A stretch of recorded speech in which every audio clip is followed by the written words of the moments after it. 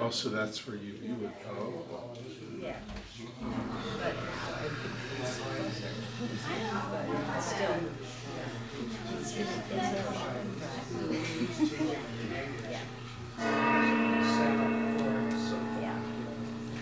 Hey, how are you? You know, I wasn't there, but it sounds wonderful. Yeah, awesome. yeah. Are we coming next weekend too? Are we coming next weekend too?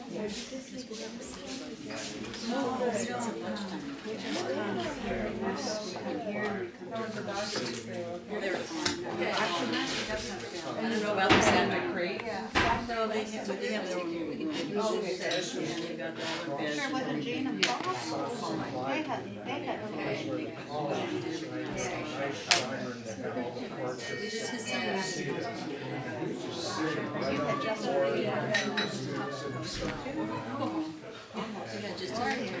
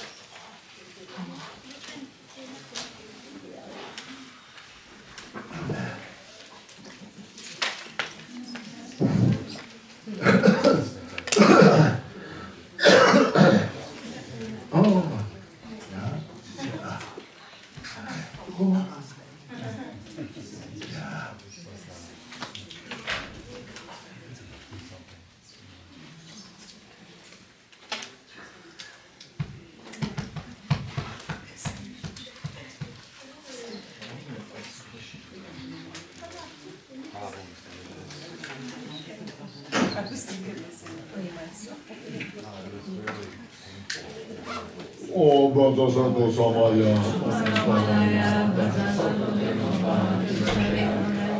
Sudokaya me Baba Sudokaya me Baba Light is blinding and it's going right in his eyes.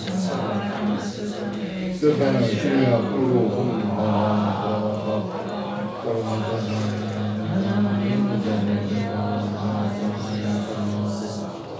Om Bhagavad Samaya Bhagavaya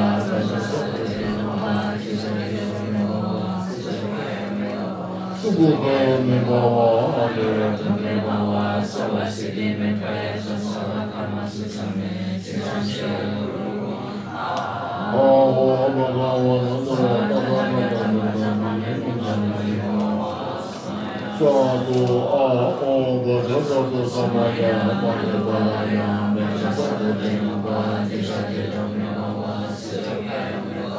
Sudokaya me Baba Adorata me Baba Savasidi me Prayasa Savakama Susame Chirasya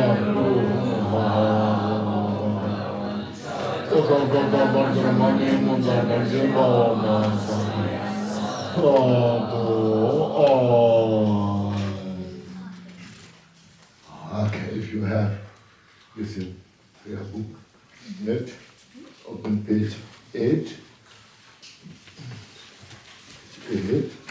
refuge. Wangye Jodon Zogi Jonana Sanju Vadu Rani Gasuji Adi Jinzoji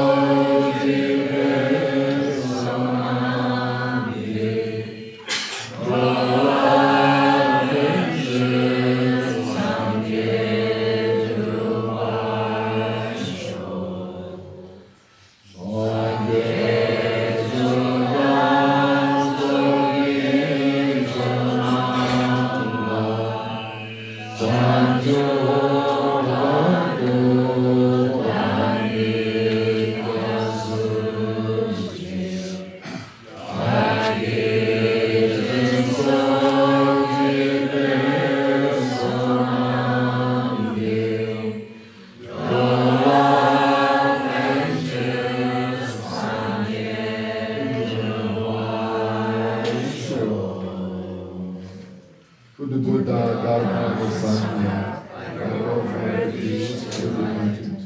Life and virtues sustaining, attain the Lord for others' sake. Okay, take you.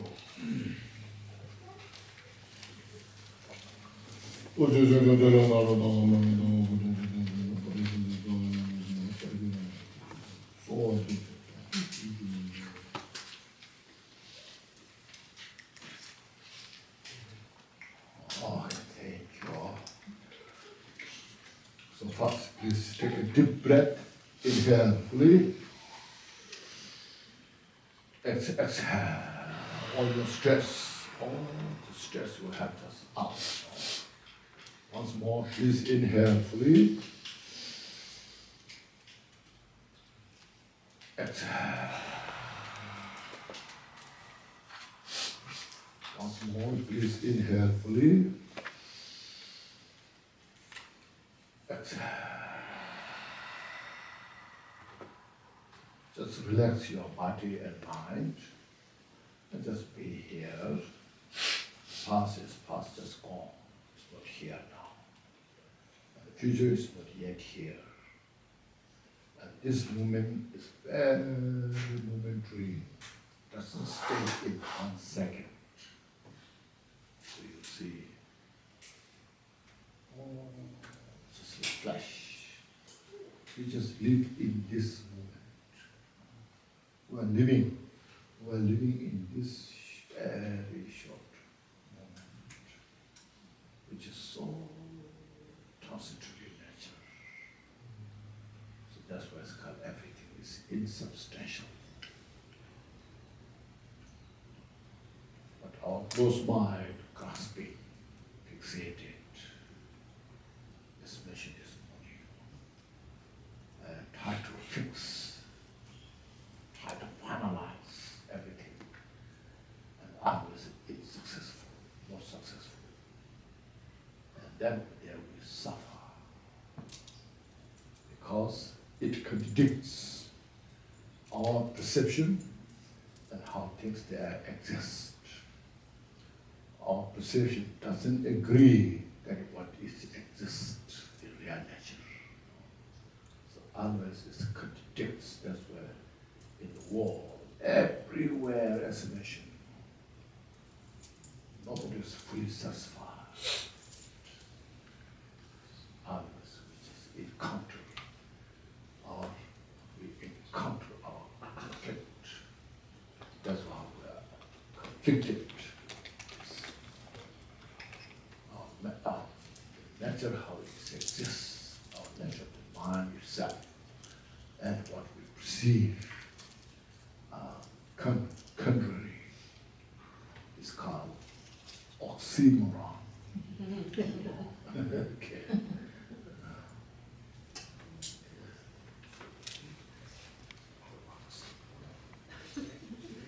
So, that's what Buddha's teaching is not something teaching a religion. Buddha's teaching is how to see things, how they function, how they exist.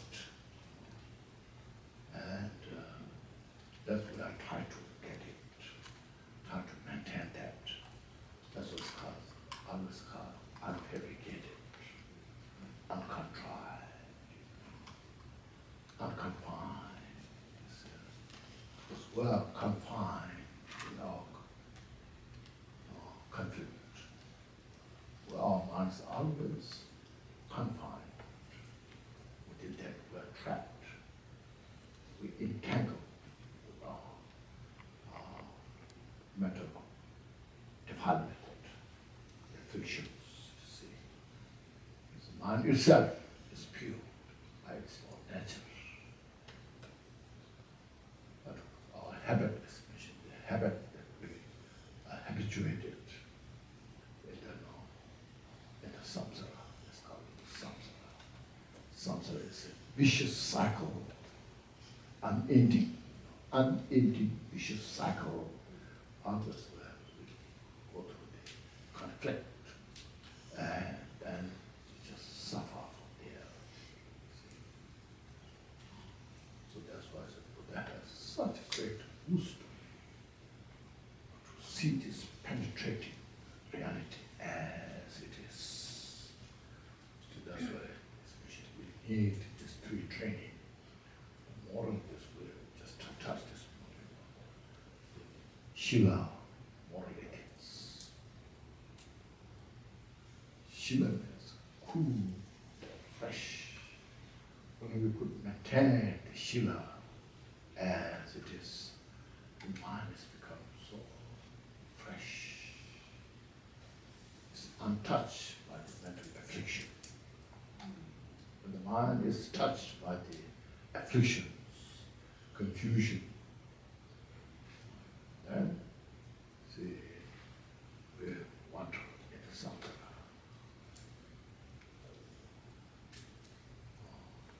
So Buddha's teaching is teaching you how to see the nature, to reveal as it is. So we have to uncover the mind. We have to dispel the adventitious delusion.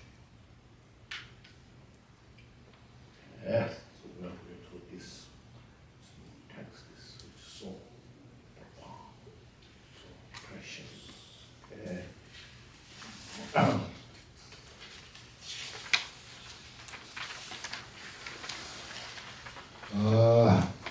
Since it is here, it is advising us all the practitioners to just keep your ethics as your eye, your life. Keep some of the kids on your head. That moment you just totally close your eyes and protect your eyes. If your eyes are very sensitive, so that be as sensitive to the truth. Just look at, see, we are come from countless lifetimes in the samsara, life after life, life after life. Just ask yourself, what went wrong? How long I have been in the samsara? Why? Still I'm not awake. Still continuing is my delusion. Just refresh this. If I have a nerve, I shouldn't be following that way. Delusion. This is about religious training, a belief, the Buddha said, you should understand what I said. Buddha didn't say you follow blindly.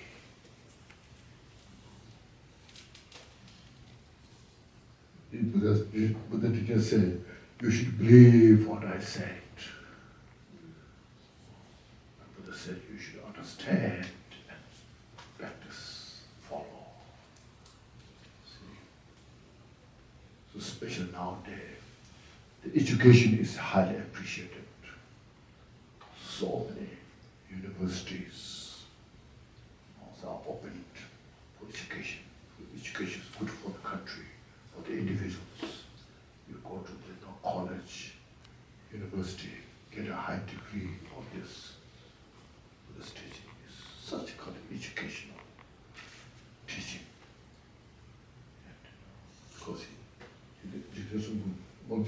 said, ignorance is the worst enemy. When I say I don't know, that doesn't do any good. It doesn't help to solve the problem.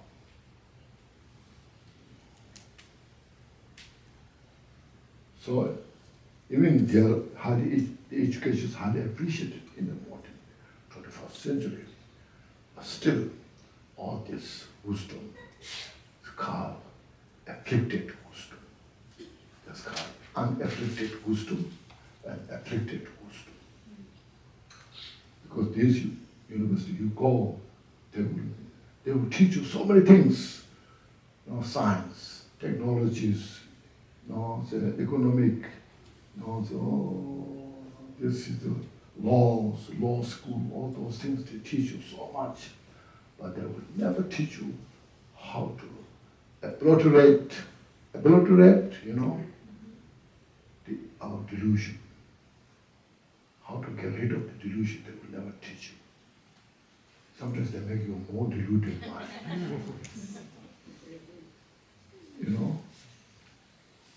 Whereas Buddha's teaching how to get rid of these delusions, the root cause of suffering.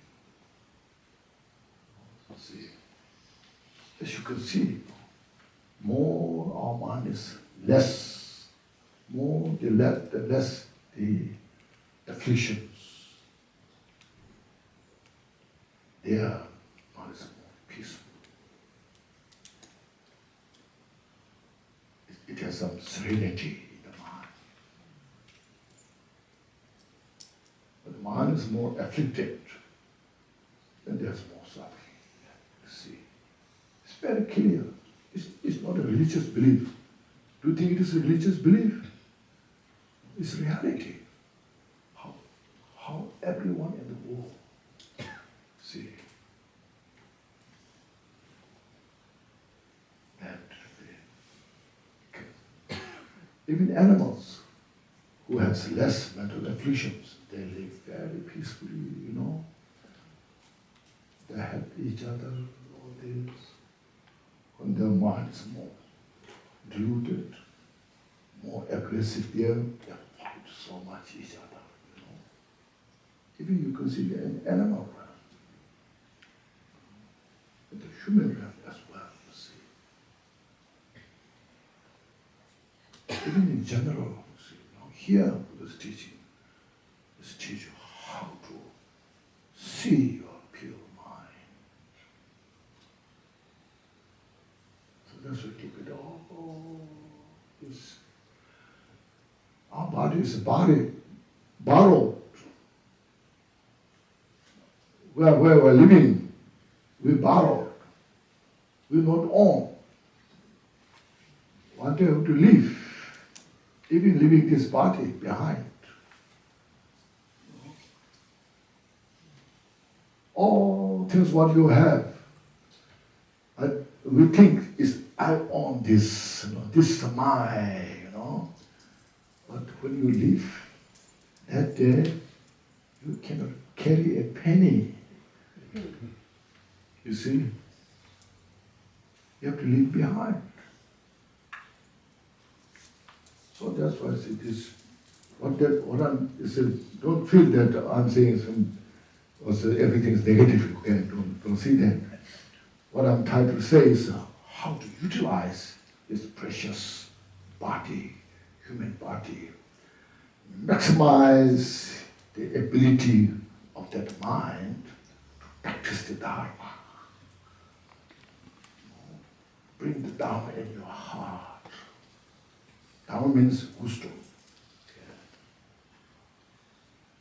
peace.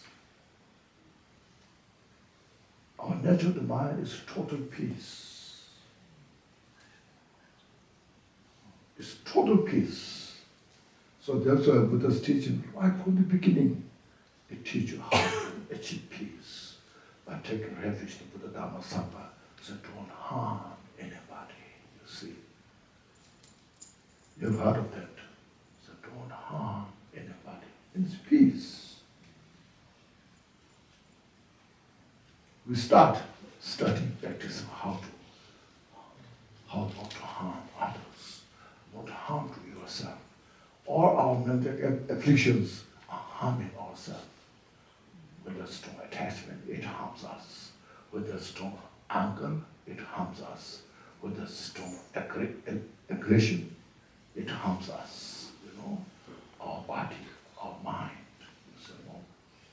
and there's no peace, you see. So to release this out. Meditate. Means courage, you see. It's based on the courage. Sometimes means the peace means, okay, that's not the point,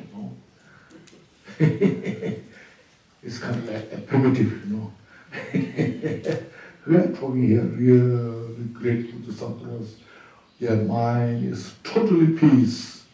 So courageous mind, have no fear to help all the sentient beings. It's called bodhicitta, Okay, here, so then. Now I'll read this page second, isn't it?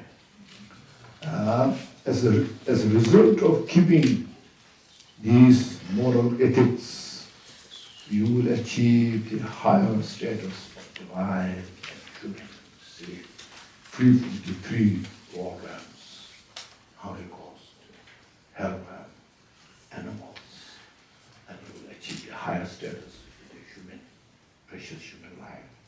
Divine means God realm, you can born in the God realm and the human realm. Yeah, so that's higher status of divine and human realm. But that is still within in samsara, ocean of suffering. We human beings, we are not free from suffering. Still, we're in the samsara. If we make mistake, we're ready to go down. So, be aware of that. So these are teaching step by step, okay? Step by step, look at this, how precisely, carefully teaches us.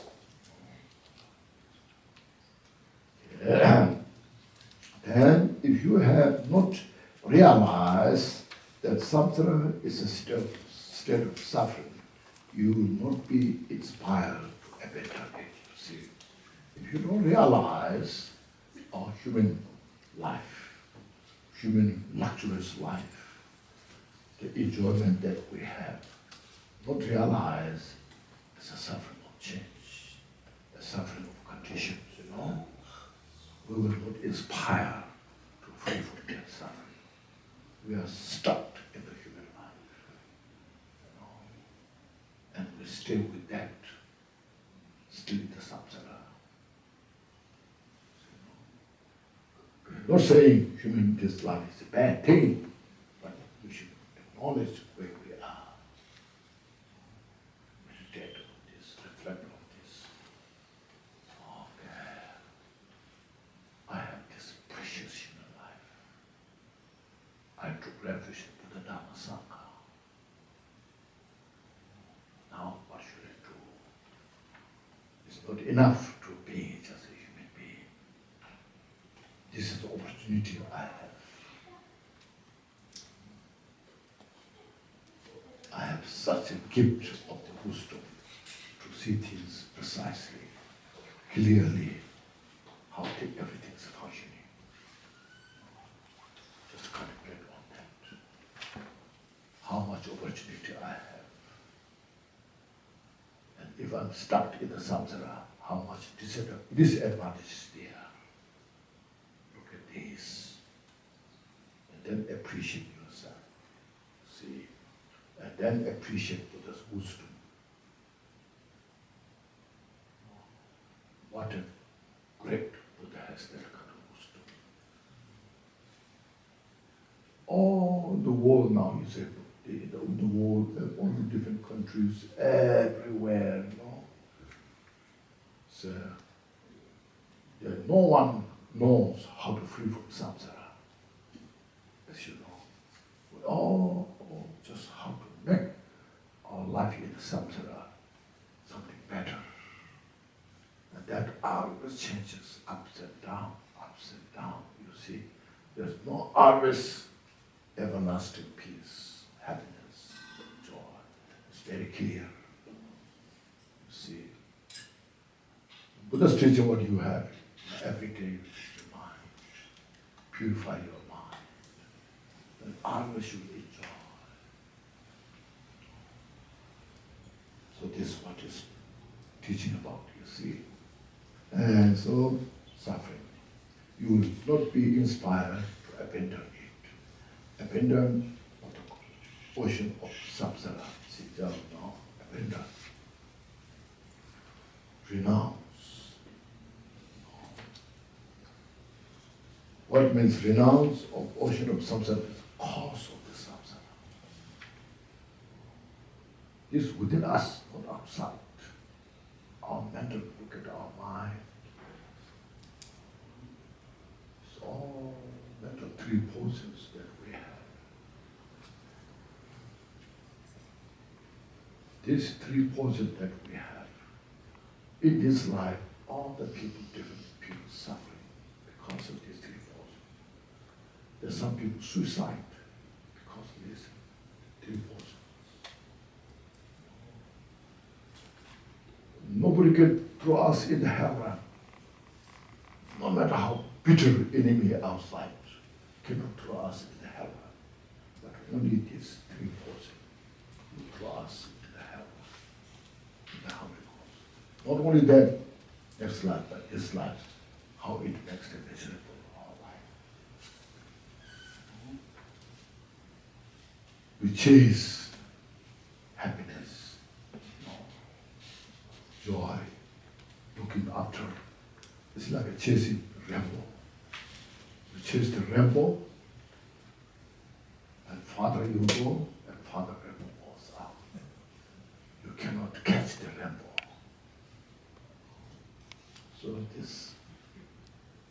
So it's a practice in order to be liberated, you see. How to liberate from the samsara. This all devotees, each devotee has such great profound wisdom. Practice for liberation by giving up aspiration for nirvana means, practice for liberation by giving up aspiration for nirvana. If you experience peace for only yourself and don't reflect on others' sexual beings. So this nirvana, aspiration for nirvana means individual's liberation, or myself. Okay. So here mentioned next is, if you experience peace for only yourself and not,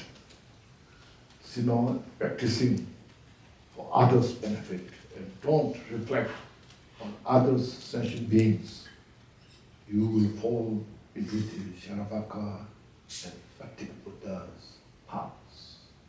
So that is, he say here, abandon the mind of these inferior vehicles. We go through step by step. Okay. Sometimes there are some individuals are there. You're so, I don't know, you feel the suffering is overwhelming. I cannot tolerate. Now I have no time to think for others, but only by myself. I want to free from samsara. I cannot stand anymore. So just concentrating for oneself, liberation. So there are some individuals happens to become a Sharavaka or Bhakti Buddha. That happens. When you reflect on the suffering of samsara, reflect on the cause of suffering of samsara. This is a good thing. Basically, it's a good thing. But say, should not be that kind of too extreme. You reflect on the suffering of samsara. Oh, the sensation is so suffering. As I suffer, as I dismay my suffering. I don't appreciate my suffering. Likewise, every sentient beings, they want to free from that kind of suffering. But they don't have this Buddha's wisdom. And I have the Buddha's wisdom. So I have the responsibility to help others. So to release this inferior vehicle, just individuals self-cherish liberation. So I say, so that's why I say, cultivate bodhicitta. See, on the base of loving kindness and compassion. See.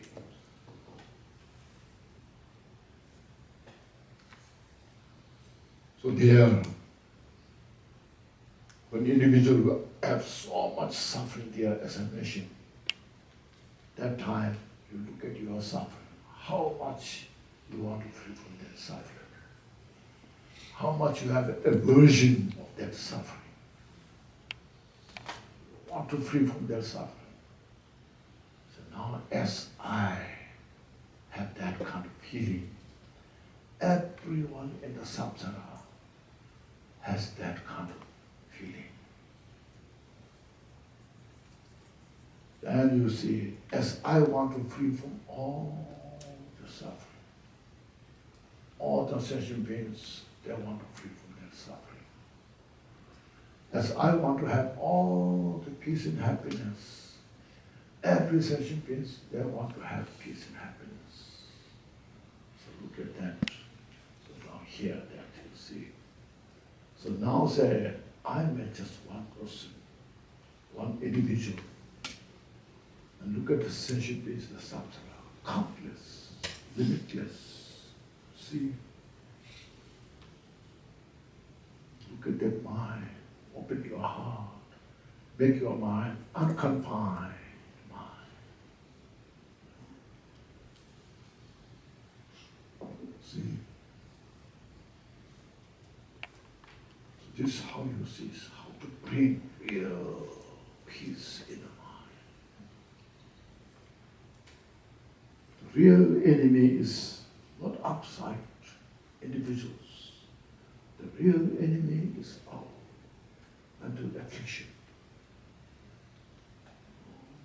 the delusion, the arrogance, the sensitive ego. The two egos, the ignorant ego and the wise ego. Okay? The ignorance ego that what we have, so sensitive, very fragile. Okay? Just only thinking me, no. And no space, especially confined mind. You are so confined within in this small cocoon, and that there will suffer. That's the ignorant ego. And the wise ego is bodhicitta. I will help all the sentient beings on the base of this love and compassion. Everyone desire to have peace and happiness. And I wish everyone to have peace and happiness, including my enemy who hates me.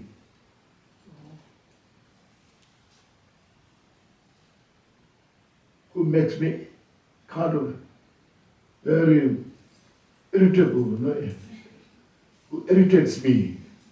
That individual also desire to have peace and happiness, you see.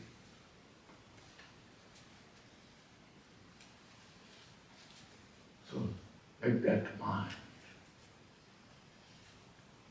Ego is just a level. It's not something exists. Okay. Like this table. Table as this only mentioned, Somebody created, built it. Then we use name as a table. You can use this name anything, So I is how to communicate, you see. I get up, I eat, I walk, I go to retreat, I meditate, It's a level. It's just a name. And this monk, you see, this book, it's all just a level. Every individual, the language, different languages have their own levels, names, It's just to communicate. But it's not something exists as well grasping. I, something is mentioned, sensitive, fragile.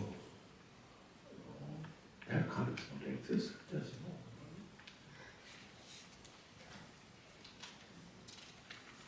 So the wise wisdom said, I will help every sentient being to have all the peace and happiness.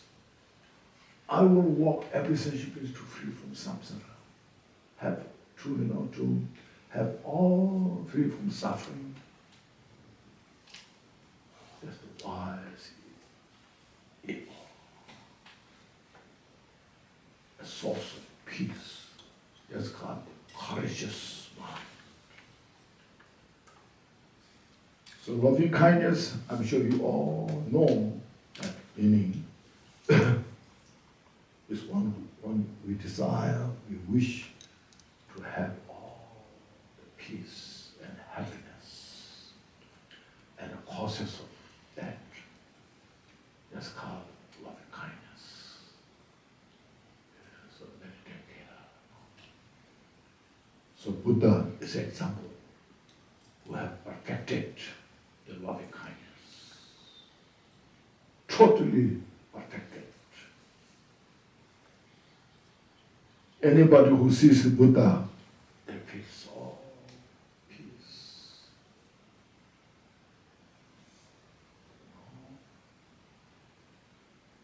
When they say Buddha, no one is afraid of Buddha. But all the negative emotions just melts because of the power of that loving kindness. So here, there are many practices, of course. If you read Jewel Ornament of Liberation, I'm sure you know, in that book, there's one section of the practice of loving kindness. All describes it so detailed, very skillfully. Looking at your mother, this life's mother, how she, of course, generally speaking, in our life, mother is most close to you. I'm not saying every individual, everybody, but general average, the mother is most close to you. Mother, she give birth of you. She went through hardship for you.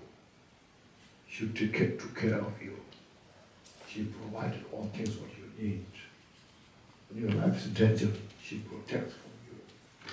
And then she sent you to school. So, that's your mother. So how kind your mother is. She sacrificed everything for her kids.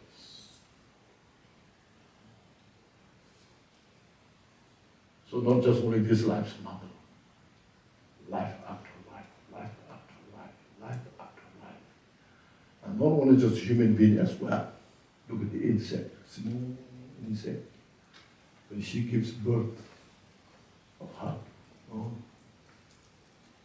that offspring, even though she herself is so fragile, doesn't know anything, but she takes care that her offspring.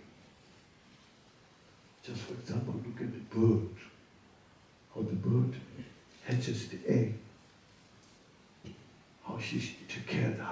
chickens. Something like somebody's trained that, but it's natural there. So in the whole universe, everywhere regarding to this,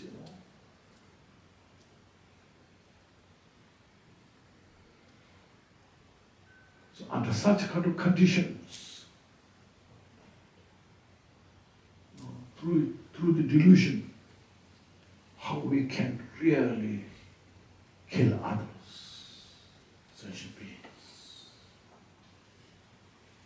Everyone there, when you kill other beings, how much they're crying, how much they're desperate. Look at these. It's generally in the world. Here, what you need to apply the Buddha's teaching. So practice the loving kindness. May all have peace and happiness. Before we put action, first develop in your mind. Before we go in the outside, first where you are, in your own place. Meditate.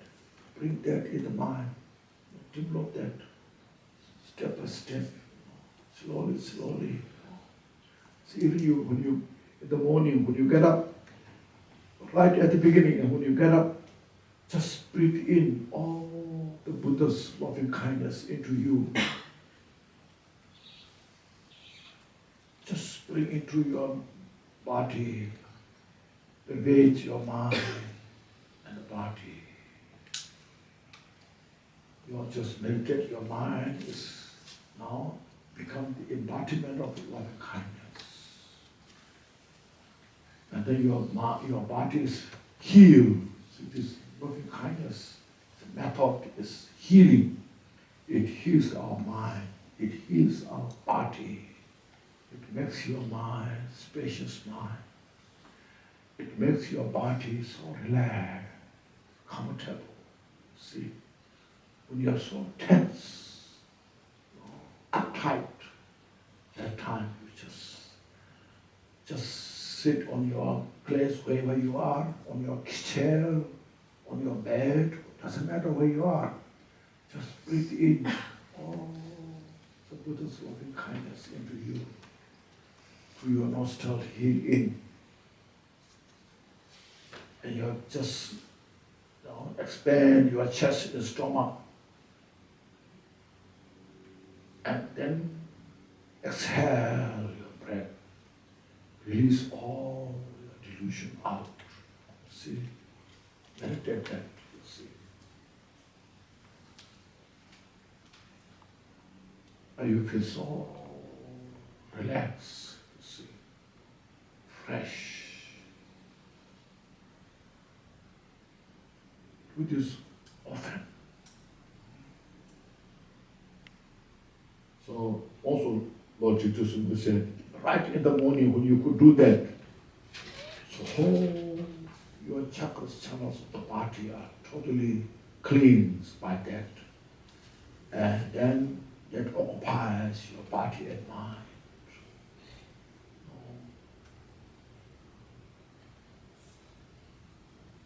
It's a very simple but very profound practice. Very precious, you see. This is not just being a spiritual, okay?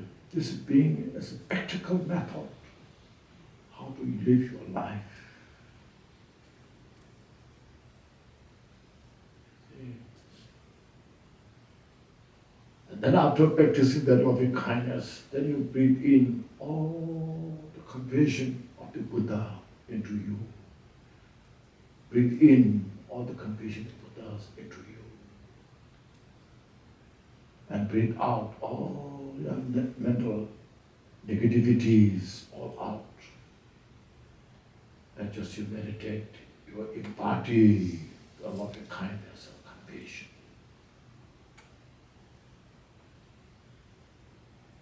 Just relax yourself. See? That's a mission, it's the power of the mind.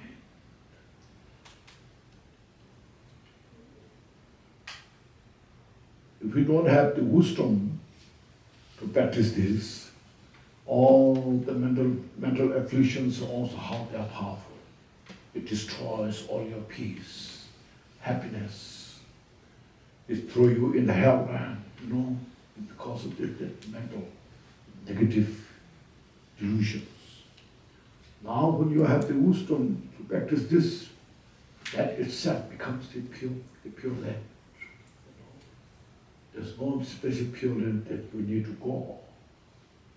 Where you are, that place is the pure land.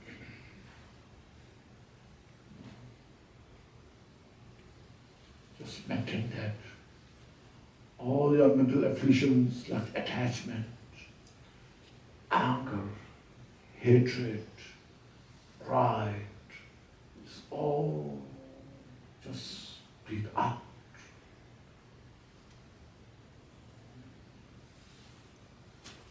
And then it's just all sentient beings have happiness and causes of happiness.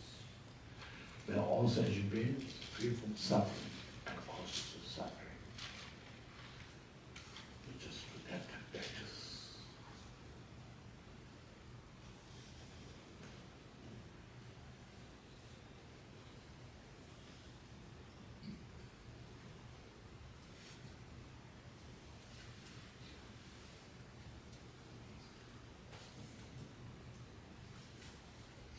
Okay. First you practice that. Then you will appreciate. See, there are so many sentient beings, as you know, who has a lot of these mental afflictions, aggressions. The suffering is there so much. And they are so aggressive, destroying others' peace and happiness. When you see that there's some in regular war, you kill them, you put them in prison,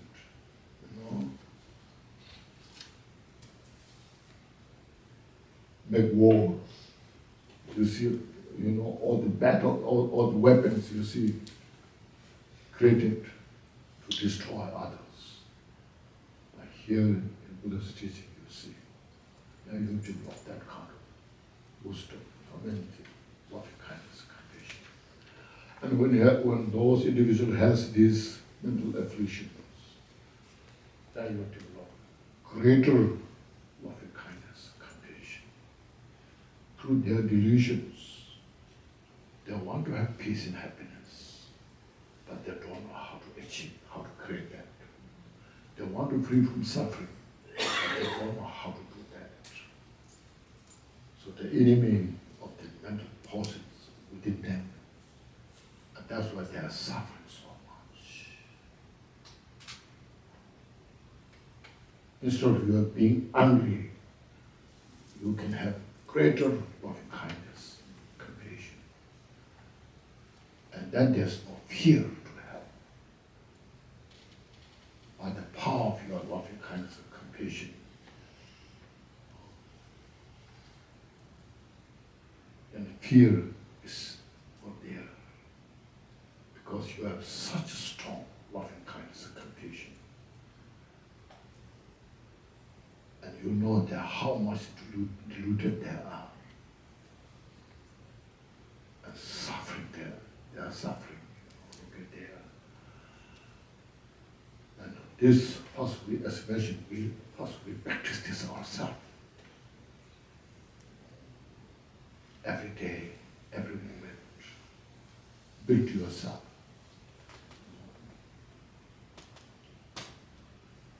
There are sometimes more powerful than emptiness. Those who were not prepared enough.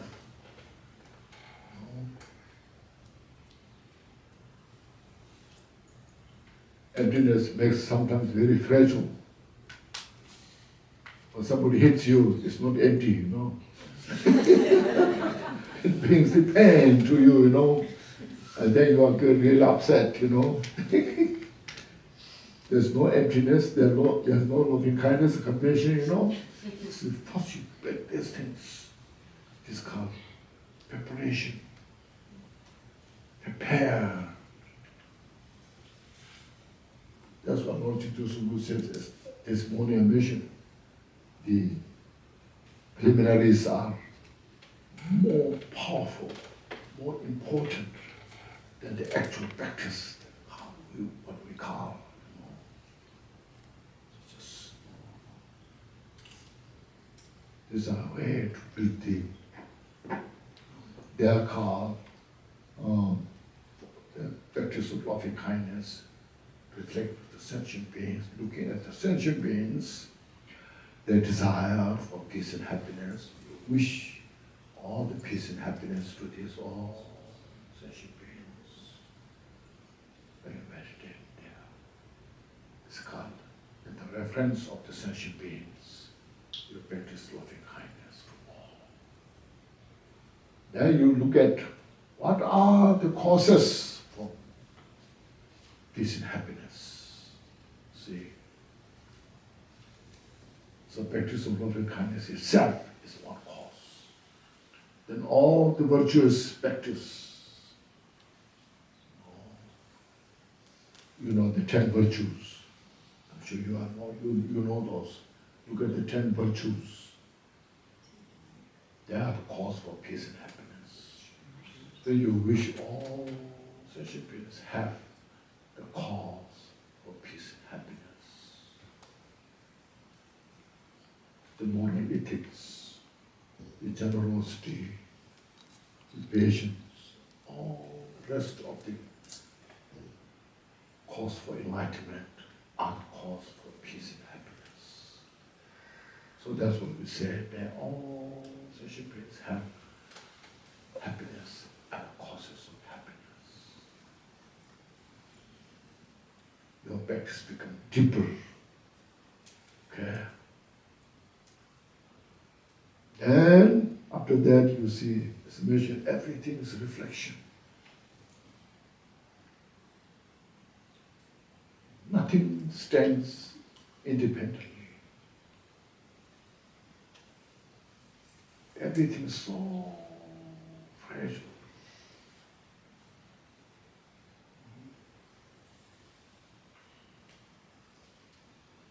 Look at our body. Look at all the organs of the body. Our skin, flesh, bone. Everything is just like a raw. So fragile. And from there you just go through dust particles, through the quantum physics theory, dust particles, and all just it's inseparable of emptiness and appearance. You can see that. This is called non-referential love kindness. So you see, go deeper on this practice. And you see there is such great joy. I mean, first peace, there's such great peace in your mind. Because that is the absence of all the mental delusions. The absence of mental delusions. So when the mental delusions are not exist, then there's great peace. So that great peace itself is nothing but great joy.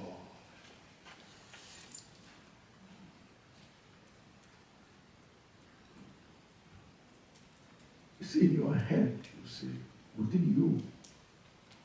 Just I mentioned how the mind is so powerful, profound, vast.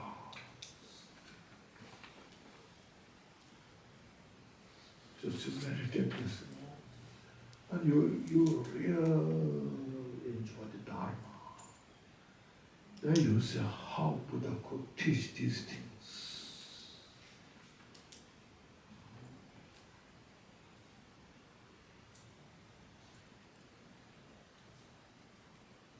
Buddha has that kind of great wisdom and method That's how you can obliterate your delusions through this kind of wisdom method.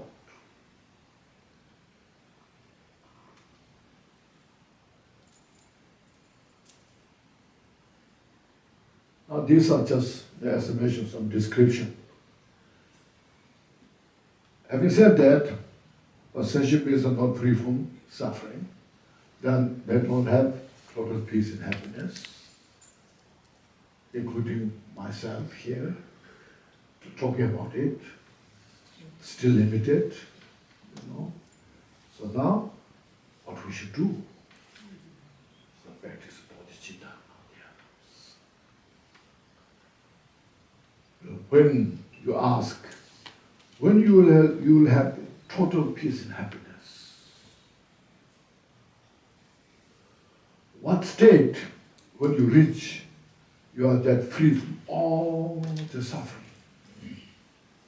Ask that question.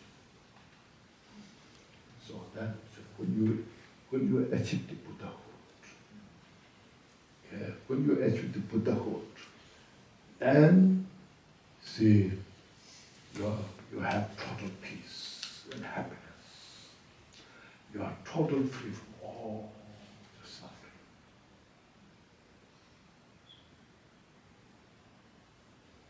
Now what we should do to attain Buddhahood? It's not enough. May I attain Buddhahood? Please, Buddha, give me energy to become Buddha. No. You can say this prayer, but we're not Buddha. No. So now you cultivate this kind of bodhicitta. Cultivate the bodhicitta on the base of loving kindness and compassion. So I will attain Buddhahood for the benefit of all sentient beings. See, that kind of cultivation of the mind is called aspiration bodhicitta. You start with that. Like say here, or tomorrow I want to go to Los Angeles. See, so you aspire to go to Los Angeles, okay? Also, I want to go to Tucson.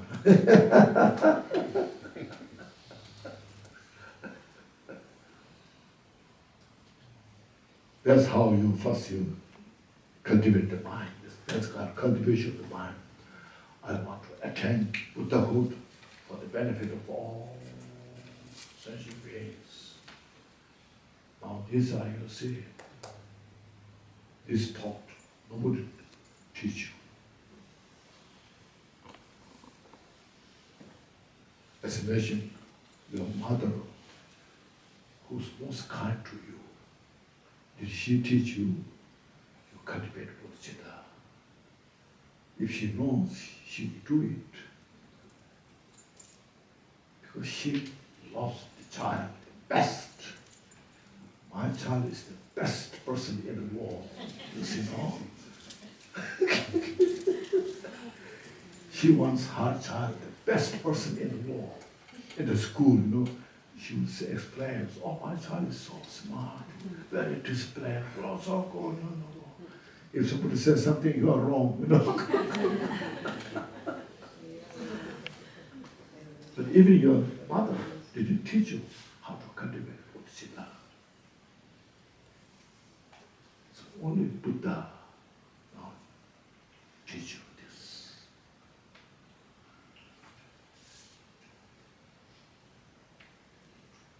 Your mother is kind to her children, but not so much other than that.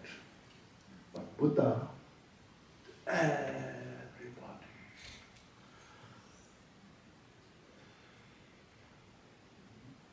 So look at that, see. How precious the Buddha is.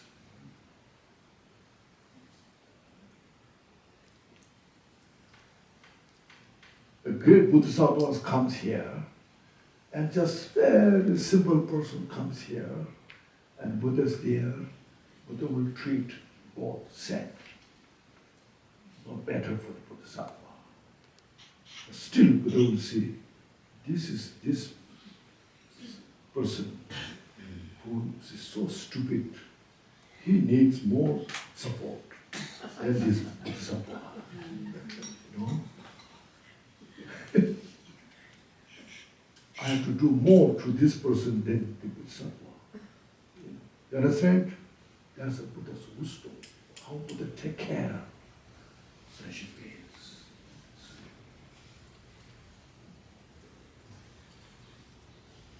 That's why we must cultivate bodhicitta to attain Buddhahood. I will attain Buddhahood for the benefit of all sentient beings.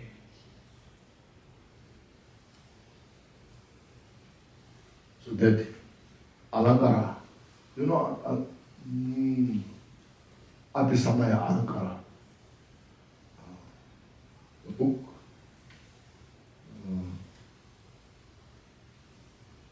You know that book? Who has, anybody knows that? Don't know. You know, what's in English? The ornament of something clear, you know. Yeah. Oh. Yeah, the ornament of clear. Okay. Tibetan. In that Maitreya, is written by Maitreya, said, what means cultivation of the mind? When people share riches, those who desire to attain Buddhahood for others, sentient beings' benefit. Okay. Now, you ask if that is enough. It's not enough. We have not attained Buddhahood, you know. Now what we should do? See. So let's see here. Maybe he's here. Okay. Teachers.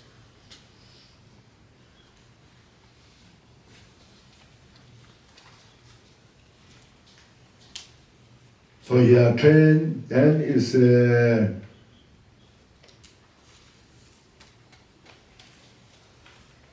cultivate bodhicitta on the basis of loving kindness and compassion for the sentient beings, for the rest of the sentient beings, all 6 realms, without leaving one behind. Okay. Train vigorously in the training of the aspiration and action bodhicitta, you see. Now next, action bodhicitta. How to practice that action bodhicitta? So having cultivated bodhicitta, means aspiration bodhicitta, practice the 6th perfection. Okay? Now, how to do this practice? 6th perfection. The perfection of the generosity, perfection of the moral ethics, the perfection of the patience or forbearance, and practice of the perseverance, and practice of the samadhi, meditative concentration, and practice of the wisdom awareness. These 6 topics will give us to train the mind. Okay? Training the mind. Our mind need to be trained so much. As I mentioned, it's very difficult. The mind is, because it's so profound, so vast, and our mind is so wild. Do you agree? Yes. Our mind is so wild, isn't it? So wild and makes us miserable, you know. It goes every corner, you know, and then to collect all this suffering, you know.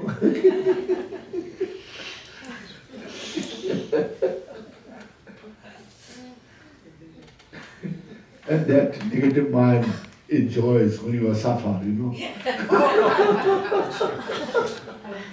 Then the negative mind says, I'm successful.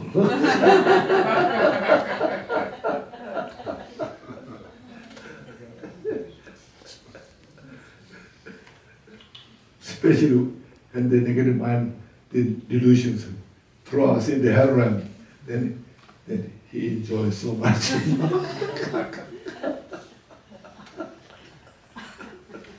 So there we need courage. You have this courage, indomitable courage we need. Even great bodhisattvas, still they have some left over these mental afflictions, They suffer as well. They're also working so hard. And we, of course, we need so much. That's what's called precious human life. Do you understand now? Precious human life means, you see, we have that kind of opportunity, how to work with that. Otherwise, there's some dogs, there's some very smart dog, police dog, who are smarter than some people, You just call that dog, yeah, come here. You are in the samsara. You cultivate bodhicitta, you tell the dog. The dog has no idea. Looking for a little bone to chew.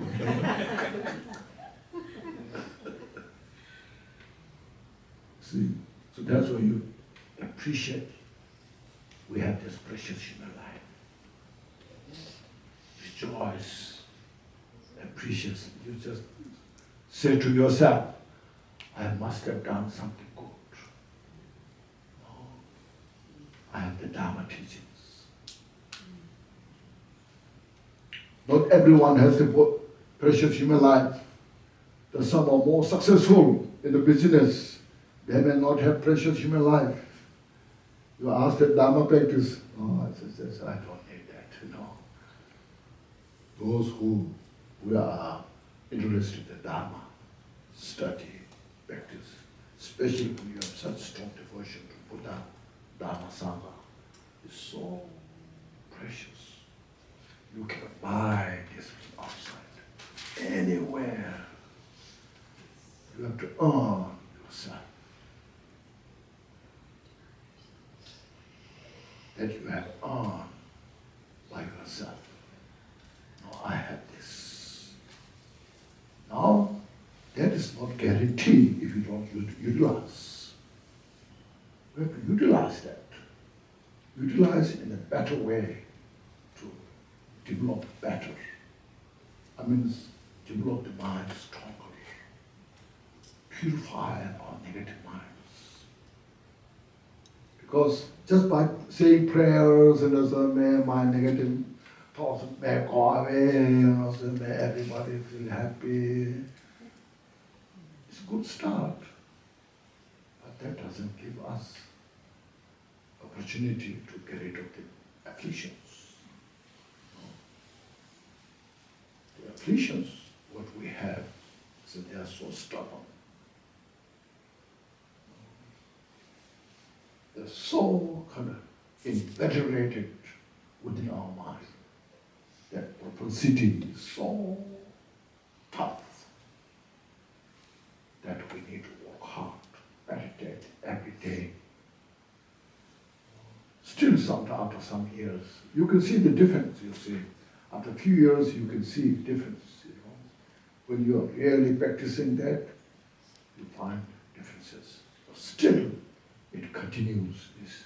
Sometimes you feel it's like incorrigible. You know the word irredeemable? You know the word irredeemable? What's that mean? Huh? Huh? Irredeemable, is that the same as Cannot be redeemed. Cannot be redeemed. Yeah. Irredeemable. Sometimes you feel it's irredeemable. No, I am practicing Dharma that long, but I'm not getting these things less. They're so stubborn, But they will, if you, they need the what called perseverance.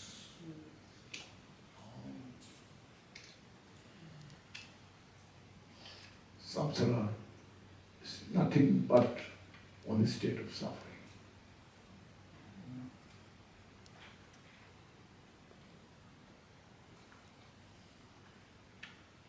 First you have to have that kind of understanding, wisdom. And then on the base of that, then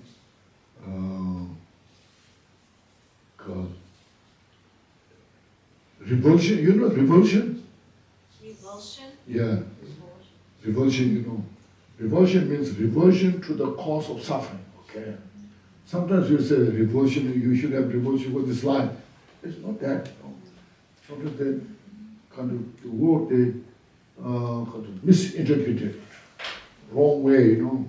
So you have a revulsion of this life. Then why should I do, you know? So revulsion means revulsion to the cause of suffering. Okay. This mental estimation, mental afflictions just manifest easily. Look at that. This is the things I don't need. They have been treating me always with the suffering. I should purify. They should not exist within me. They are not belong to me. Because my nature of the mind is pure. And it's pure itself. They're not outside somewhere. It's just within me. But this kind of co-emergent, this negative thoughts just emerge within me and brings me suffering. So I should look at them. That very negative mind itself is nothing but empty. Oh, but I need a wisdom to see that. Sometimes the Mahamudra is using co-emergent. Have you heard of co-emergent? Yeah, you have heard of co-emergent, Mahamudra, you know. That means our mind, that negative thoughts that we have, is co-emerged. It's just emerged within us. But we don't realize that nature itself is emptiness. We just see this, you know, the duality, especially oxymoron, you know, because it exists two together. So we need a wisdom that other side, the negative emotion, is nothing but natural emptiness. So when you realize that, you don't need to get rid of it, but you realize that itself is empty. But before that, we need to bring all those remedy, antidotes, okay? And like this mentioned, in permanence, this mentioned such a precious impermanence. Sometimes when you're so depressed, you feel, what should I do? I'm so depressed, I feel not good at all, you know. You just feel desperate that moment. Sometimes you take pills, you know. So a lot of people use drugs, you know. Because of that, you see, instead of that, oh, this is impermanent. It's temporary. It doesn't last long.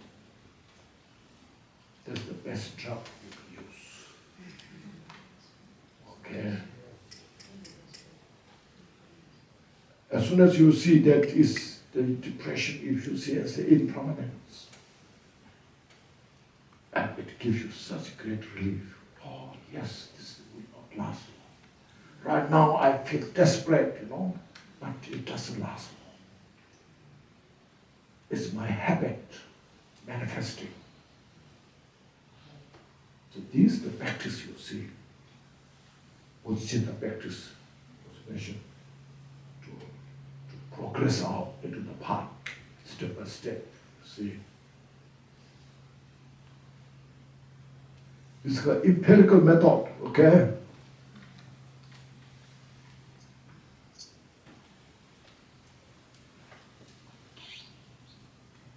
Any questions you have?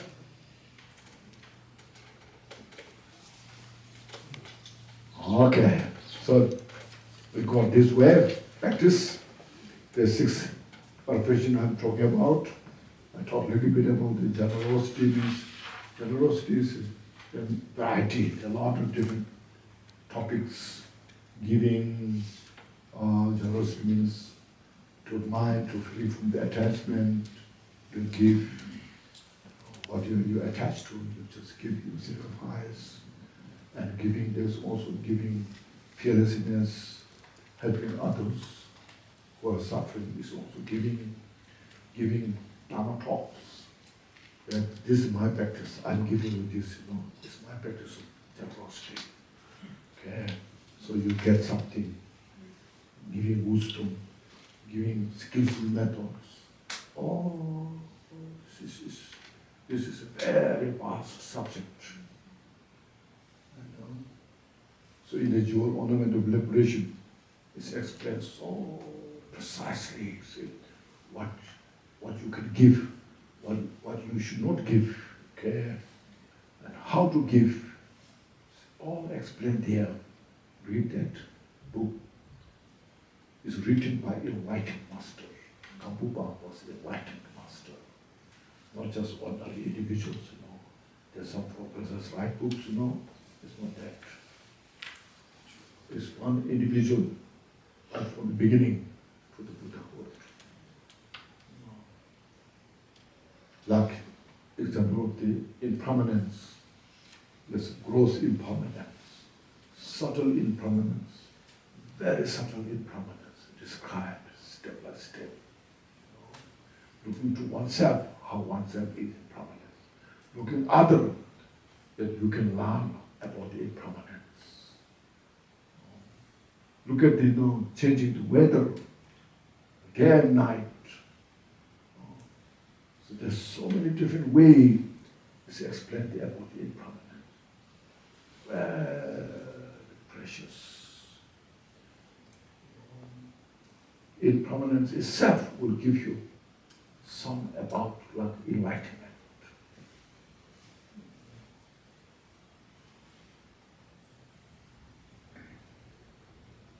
So these are because the action bodhicitta, okay? You have to perfect that practice of loving kindness, compassion, and aspiration bodhicitta. As soon as when you cultivate the aspiration bodhicitta, then you can say you are bodhisattva. And then in that, in the training of the jewel ornament of liberation, there are 5 topics.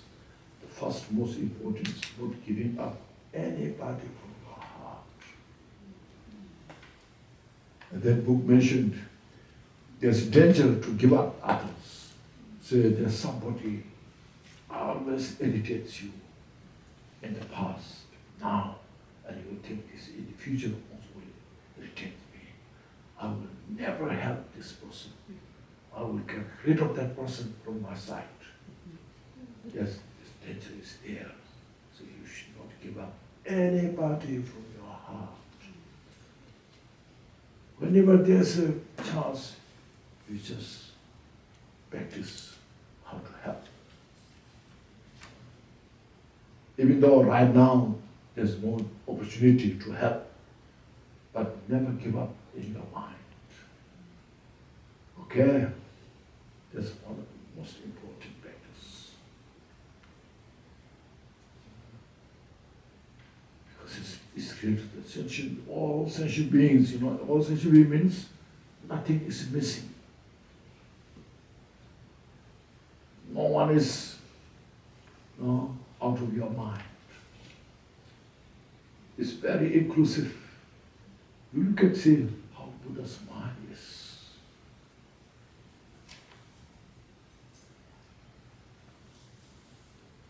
Give us this current.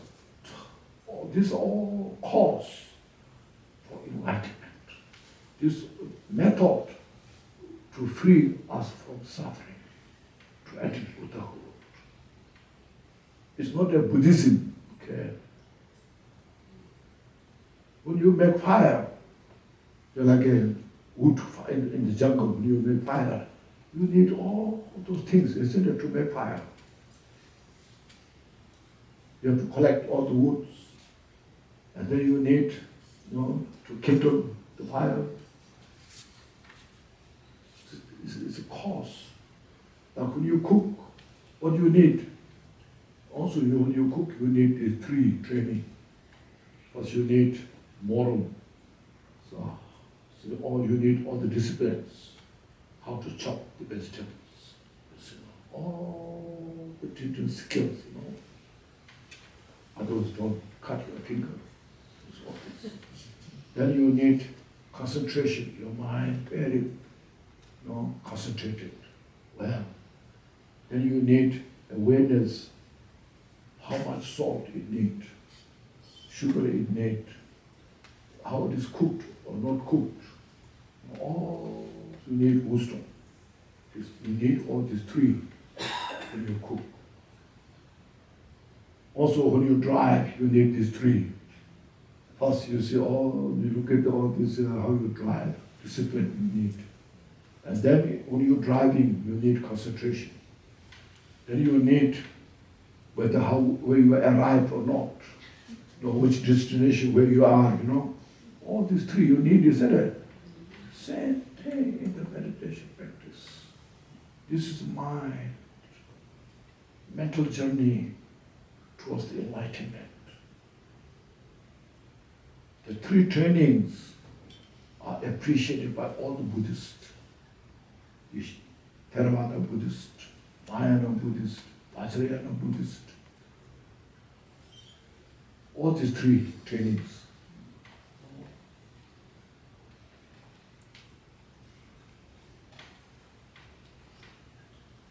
Okay. So that's the details. Again, you can study from Jewel Ornamental Liberation, the 6th perfection. I think. Okay.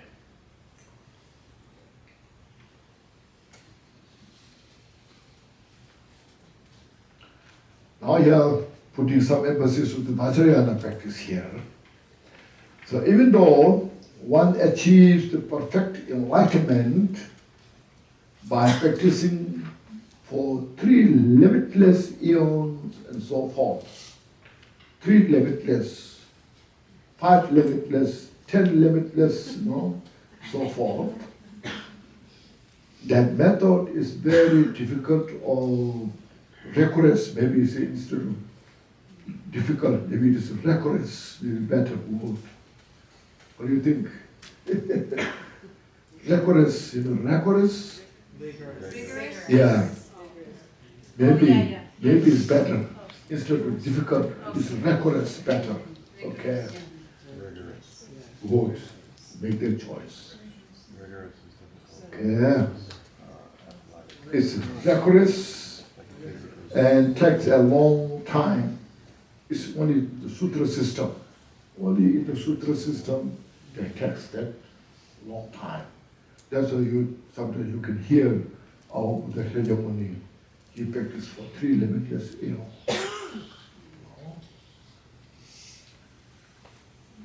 It takes a long time. With the Vajra vehicle, this Vajrayana vehicle, secret mantra taught by Vajradhara, Buddha Vajradhara. Buddha Vajradhara taught all Vajrayana teachings. Okay? And one may attain Buddhahood within a single lifetime. One may means one need that energy, that kind of concentration, that kind of dedication, the strength you need to achieve, in a single lifetime. The example of Milarepa, Milarepa, who attained Buddhahood in a single lifetime. Okay.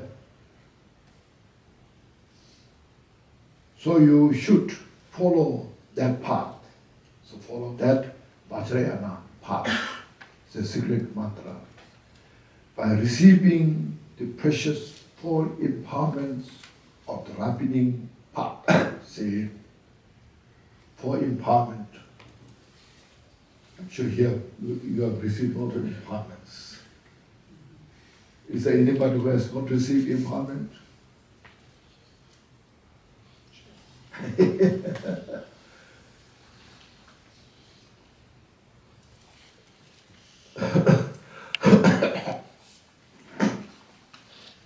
this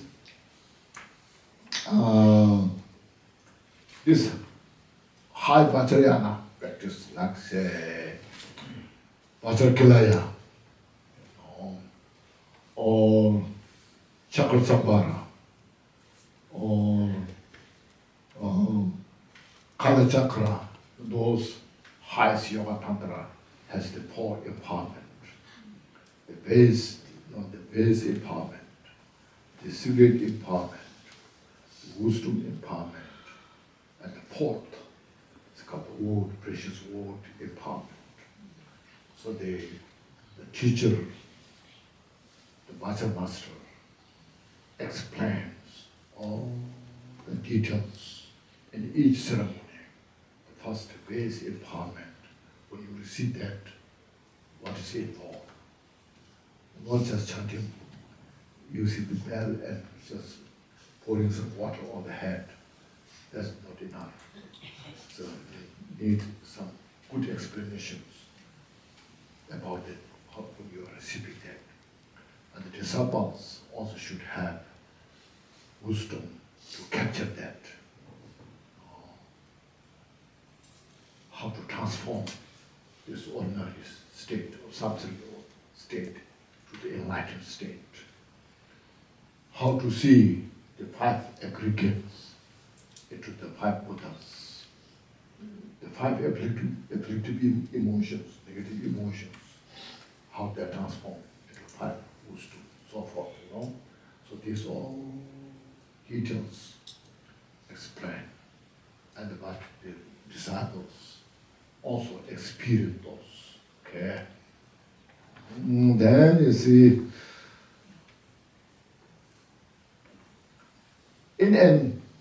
there is called in an pleasant place of solitude. Pleasant means comfortable place where you sit, very comfortable place. A pleasant place of solitude from an authentic, you see that authentic and noble teacher. The teacher who has all the ability, qualities, who has a quality and has the ability to grant, to give the empowerment.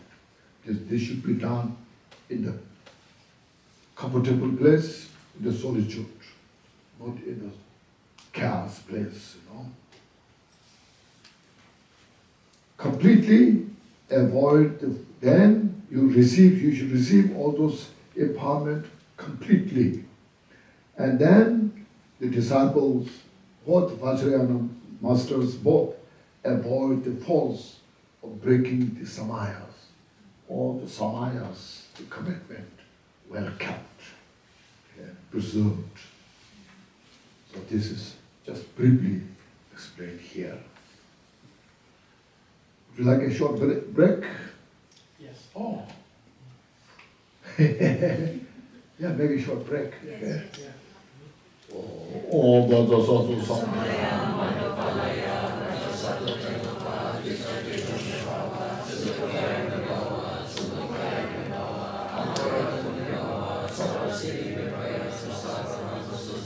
Tada Shriya Kuru Hu Ha Ha Ha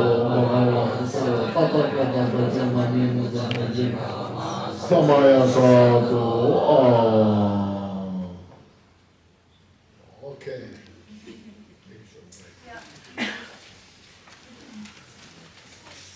Good, about 10 minutes?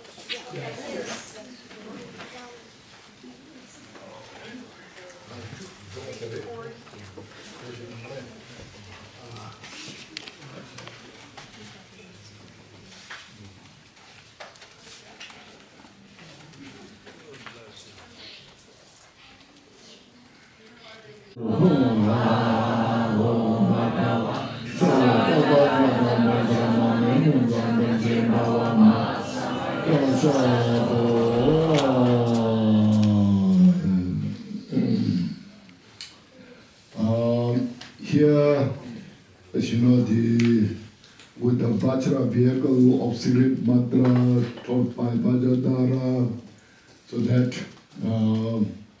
so sometimes we call Tantra and Vajrayana. I'm sure many of you know, or most of you know, there are also some non-Buddhist also practice Tantra, the Buddhist Tantra. So some people ask, what's the difference? And some also others say, oh, the Vajrayana Buddhists, they mix with the Hindu Tantra, So there are a lot of those different communications we have. Here in this, in the Vajrayana Tantra practice, as rest of the Buddhist, the 5 preliminaries, no, 4 preliminaries: precious human life, impermanence, suffering of samsara, and causality. These 4 are very important, especially it makes the it makes the mind to free from samsara.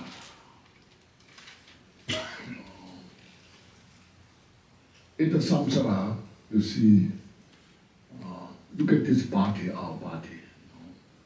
It's, as we talked about, it's impermanent. It's so impermanent. But we are in the samsara. We're holding, we're grasping something real, concrete as a mission.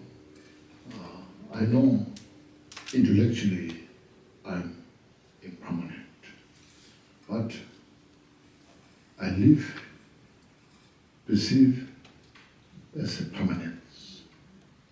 This is me, how I did it. All what I did is in my conceptual mind. I'm holding all this, grasping, And now here, I'm 80 years old, and I did this, all holding this arrogance, the ego, permanent, This, I showed the picture, this when I was 10 years old. This is when I was 30 years old. This is when I was 60 years old. This is when I was 70 years old, So it's still me, Something very permanent. It's a wrong concept, Okay. So look at when I was 10 years old and now, totally different. How I can say this is me? It's confused. So that. Then the samsara is state of suffering, but we are trying to achieve all the happiness and joy in the samsara and all from the 5 sensorial objects, 5 sensorial objects. So what you see, just want to make, you want to make everything to satisfy your eye conscious, beautiful, this. And ear consciousness, you want to make your ear consciousness happy, beautiful sound, music, this. And your nose, consciousness, you want to make it fragrant, pleasant, all your nose want to make happy, conscious. And so sometimes you say in the morning, when you want to, those who are coffee drinkers, and somebody makes the coffee in the kitchen, your nose becomes so long,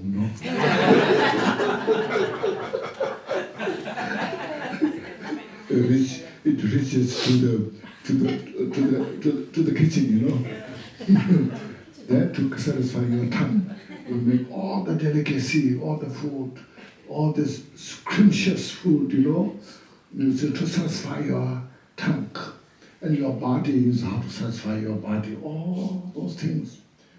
So just make as luxurious as possible to satisfy these 5 consciousnesses.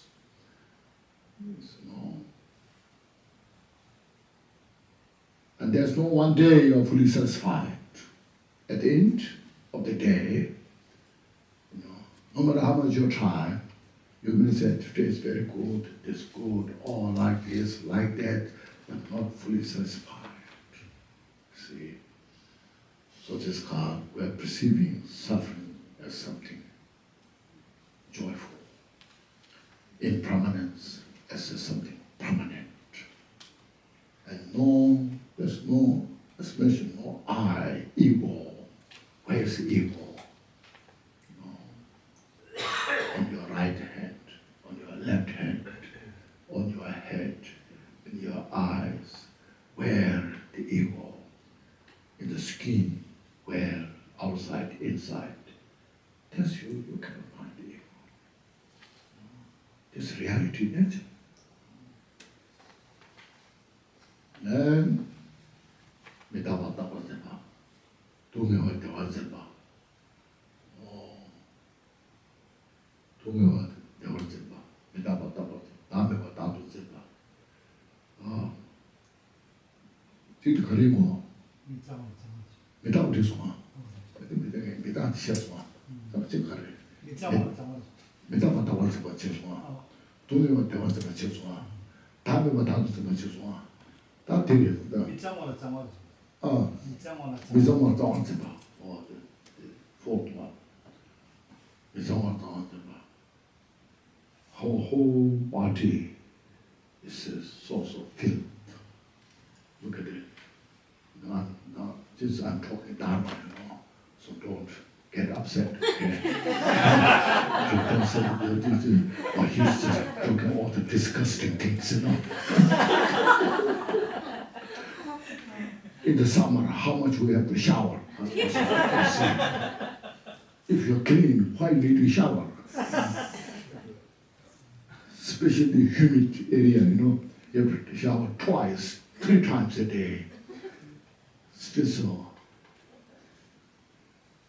What it shows, that still you say, oh, this is unclean. It brings the bacteria. Where the bacteria come from?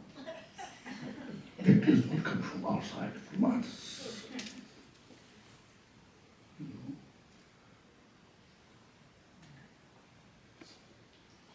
So they say, our eyes is source of ice wax, isn't it? The ear is also ear wax. The nose tone brings all the nostril, and from mouth all the mucus, all the source. It's good to see, reflect. See. One time Buddha talked about that, and there in the audience, that woman realized, oh, this is what about. And achieved arhat, in the audience. So look at this. This kind of 4 misconceptions that we are holding the samsara. Because we need those. All Buddhists, Theravada Buddhists, Mahayana Buddhists, Vajrayana Buddhists. Otherwise, why you want to become deity? When you practice Vajrayana, you become deity, isn't it? Why you want to become deity? If you're so clean, so wonderful, just keep that way. But you want to, you just transform into the deity. So, I'm talking about the Vajrayana practice. So first we need this understanding, you see. This is a reality nature.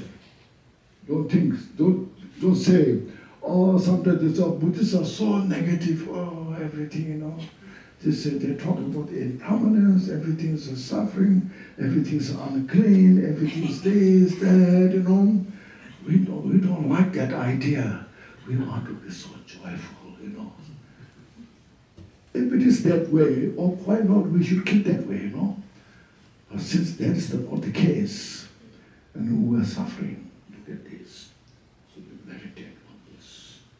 That will protect your mind, actually, These others have mentioned, the 4 confusion, where we are confused, brings all the suffering in the mind. You want to make something special, It doesn't happen. That's all nonsense. I don't like this, I don't like that, you know. And then you say, instead, if you know these things, oh yes, this is the way it is, you accept it, and your mind becomes free, you see. Your mind becomes free, and you just relax, you know. See? Then, from there, what Buddhist mission, care about the mind, about the, all appreciate that. Then, on above that, then you take refuge in the Buddha Dhamma Sangha. You know, this refuge is also a cause. Sometimes you say converting into Buddhist. It's not a converting into Buddhist. It's way how to free from samsara. Says Measure, Buddha is the one who taught how to free from samsara. You know, there's no one else. So it's a cause. It's a condition. Dharma is the one that helps us to purify all those creations. So Buddha is the state, absence of all the delusions. That's why when you take refuge in Buddha, free from all the delusions. And the Dharma that Buddha taught us how to achieve that Buddhahood. That's why we take refuge in Buddha. And the Sangha, the practitioners, successful practitioners of this. So take refuge, see. Then on that is general Buddhist. Then in Mahayana, you cultivate. In Theravada, we do have practice of karuna, metta, you know, they practice loving kindness, compassion, through that. But in Mahayana, then on above that, bodhicitta. Okay. Bodhicitta is that. You have to study, practice bodhicitta, Mahayana. Then, above that, you see, you have to understand the emptiness. Okay. And after understanding of the emptiness, because you see, when you practice Vajrayana, how you start? After saying the refuge prayer, bodhicitta prayer, then how you start? Om Soa Bhava Shuddha Sarva Dhamma So Bhava Shuddha. You say that? Yes. You see, what that mean? Om Soa Bhava means naturally. Om So Bhava Shuddha means naturally pure. More to be abiding. You see, emptiness is not something Buddha created. Okay, it's how everything functions within the emptiness. Even now, quantum-physics theory, they also say everything is empty. This intellectual, through the investigation, but through the realization as well, everything is within emptiness. Because of grasping, no, the grasping is something against the emptiness. Within an emptiness, there's nothing to grasp. You release every fixation, fixated mind, release in that state. It's emptiness, you see. Then, when you release all the fixated mind, the ignorance is now disappear, dissolve into emptiness. When the ignorance is dissolved into emptiness, then attachment, anger, hatred, all are taken care of. It's like cutting the root of the tree. When you cut the root of the tree, all the branches, leaves will just dry by itself. No? So you have to understand all this. Then finally you is a submission to Vajrayana also should use it. So other, those not non-Buddhist practice Vajrayana or Tantra, they don't practice those. Then also, so bodhicitta is mentioned. bodhicitta is one of the single most important. You know the deity, you transform yourself, transform into the deity. That deity itself is the embodiment of bodhicitta. Okay? Okay? So, almost Baba Shuddha Solatama, almost Baba Shuddha, naturally pure, means emptiness. Swabhava, naturally, almost Baba Shuddha Sarva. But the Sarva Dharma, Sarva means, this Sarva means all. Dharma means phenomena. What are those pures? All the phenomena are within the nature of the emptiness. So Baba Shuddha, Shuddha, be in that state. So everything dissolves into emptiness. In Tibetan we say, Chutunja Tongpa Nyidu Yuru, Tongpa Ngalen, so all dissolved into emptiness. From within emptiness, there you see manifests lotus flower. Then all the seeds built, lotus flower. On the lotus flower, then sun disk, moon disk, lion thrones, all the built, Then after that, the syllables manifest. After the syllable, then the deity itself manifests. So this is how the Vajrayana practice is about, okay? It's all, Vajrayana is the expression of the all significance.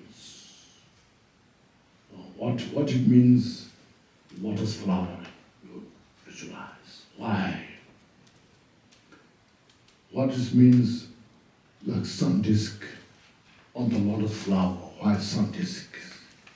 On the sun disk, why moon disk? On the moon disk, why the syllables? So it's all this is significance of this science. So it's expression of all the signs, the significance. Vajrayana. Like, why the deity has, there's like Chandrasi, there's 4 arms. And first, first 2 arms join at the heart, body, jewel. Why?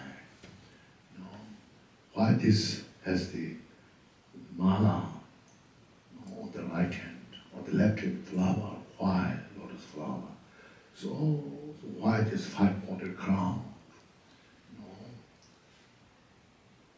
It's expression of all the significance, the perfection of the wisdom. So that's what skillful means. The perfection, the 6 parameters. In Sutra system, the emptiness has no form. It's empty, Dharmakaya. Then from that within Dharmakaya, the Paramita deity. Have you know? Do you know that? What's color? Pancha Paramita, the mother. What color of that deity? Yellow or white? Sometimes they're white, sometimes they're yellow. So you see, in the Vajrayana, as a skillful means, the emptiness manifests as the form, body, See. It shows inseparable of the emptiness in appearance. If you just say all empty, people have no idea what that is. So they say, what is that? It's inexpressible. You can say.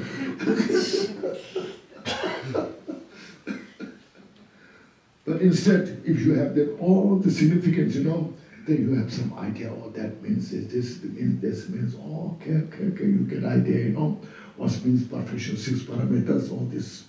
See. So Vajrayana is such a elaborated explanations of all these things, and that individual need such a mental capacity to capture that. So this relation to this 4 empowerments. Okay, just briefly, I'm also very a child, a beginner child. The 4 empowerments of the ripening path, it ripens the mind. Through the empowerment, you receive the empowerment, you get this, you get all the instructions step by step. Your mind is more prepared, ripening. When the fruit is ripened, that you can eat, Raw fruit doesn't taste good, So this is ripening. Your mind is more prepared, ready. And there's some highly gifted individuals can also liberate. That moment they understand even that moment, and achieve the enlightenment. If you've heard of Indra Buddhi, when Buddha gave the Buddha Samaja empowerment, at the time of Buddha, Indra Buddhi was fully prepared and ready. So Buddha performed that empowerment. And Indra Buddhi totally understood it. At that moment, he achieved the enlightenment. Okay? So there are some individuals like that. We are maybe that much, not that much, but still should have some kind of understanding. Nowadays, what do we do? You go to the ceremony and you have no idea what is going on. You got the vase, the vase put you on your head and got a few drops of water and then on the thread. So I received empowerment.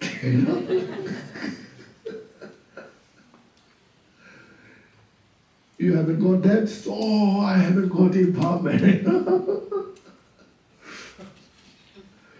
Okay, that's the rapid path. So, in a pleasant place of solitude, from an authentic master, the noble teacher, master, completely avoid the faults of the breaking the samaya.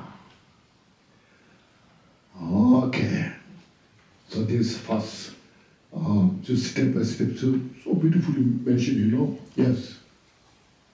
I have a question on the for empowerment. Yes. And I don't understand this fully, but we had Trisha Rinpoche was here and he was discussing a little bit. Okay. So we have base empowerment, we have secret empowerment, Yes.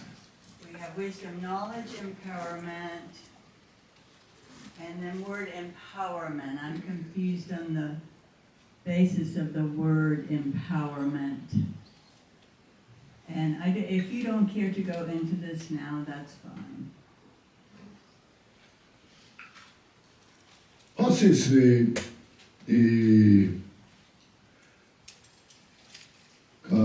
base empowerment is the most important. It's the foundation of all the rest of the empowerment. Base empowerment. Okay. That you would see as mentioned. Use the 5 aggregates we have. You transform the 5 aggregates into the 5 Buddha. Okay? We have 5 afflicted emotions. Is that still base?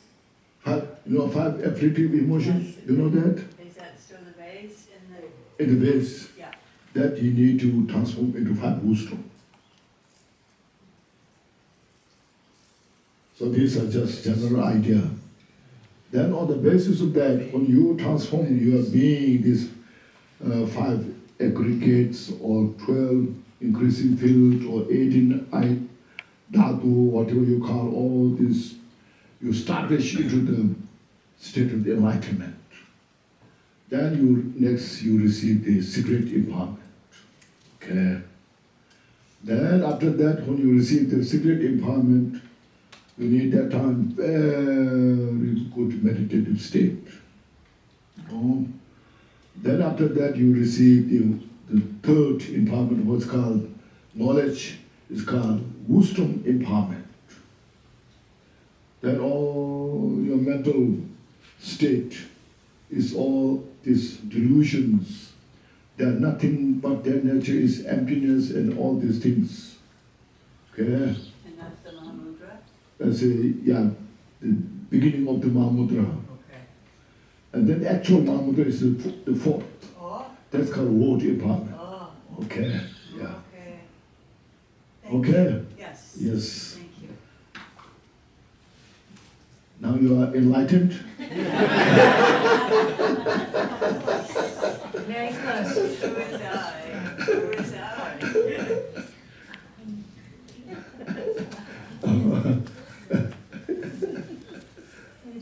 How long would you like to go for today? Yeah, from the Zoom. Would you like to continue? It's a little after 4, or you like to continue? Oh, How yeah, much would you yeah. like to go? Yeah, Up to you, Angela. we can go a little bit. A little more? Yeah. Okay, Or we can say, okay. either way. Not from Zoom.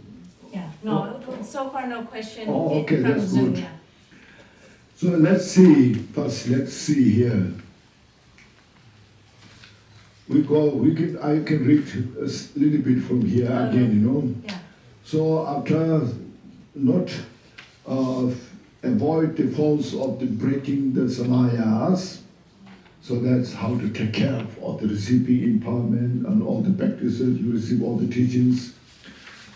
Then set your cushion in a place of total solitude, in a solitude place. Comfortable, and everything's arranged there, and sit cross-legged on that cushion. Fully engage in the sevenfold branches of the posture of the samadhi that you know. I think everyone knows that. Here, the list is there at the bottom. It's listed. Clear? Then contemplate impermanence. Again, you see, first you contemplate everything is nothing but impermanent. Transitory nature. I'm here. Nagarjuna once said, our life is like a bubble which breaks by the wind. First of all, the bubble itself is so fragile. If it hits by the wind, how easy it would be. So you see, he understood our nature as a mission. We are so fragile. Look at the estimation, the 5 organs, and all this, the flesh, the bone, the blood, and beating the heart. Heart is beating every second. So fragile. How we can be so solid. Look at that. So that's why he said, our life is more impermanent than the bubbles in the water. This is so wondrous, breathing in and out, or out and in. You go to sleep and wake up in the morning. It's so amazing. Because Nagarjuna sees our state, See? So like that, as also this morning I mentioned Milarepa's story. So yes, reflect on that, contemplate in permanence. And the forms of samsara, as we talked about, suffering of samsara. Suffering of suffering, suffering of change, suffering of condition. As soon as we have these 5 aggregates, we are nature of the suffering. Suffering is, we are under the condition of suffering. Look at this. And then release the attachment. So this all, not just contemplating. The main purpose, as mentioned, the main purpose is to take care of our mind, the delusion of the mind. That makes the most difficult for us. Nobody can torture us as we are tortured by these mental afflictions. There's no one to blame about it. It was just why I am doing so, why I deserve this. I just said this much, But the mental afflictions, that is the key point, how to take care of this. All is about the mental afflictions. They are nowhere, if you look at, neither outside, nor inside, nor in between, but it's there. So it's so ubiquitous.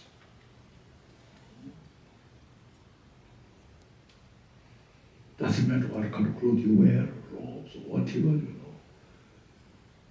Doesn't help us if we don't take care of that.